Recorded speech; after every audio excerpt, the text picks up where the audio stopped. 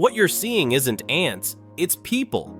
Starving, desperate people swarming aid trucks in Gaza. This satellite image shows a 2-kilometer-long queue of Palestinians, men, women, even children, running for food, for survival. Doctors warn, 1 in 4 children and pregnant women are malnourished.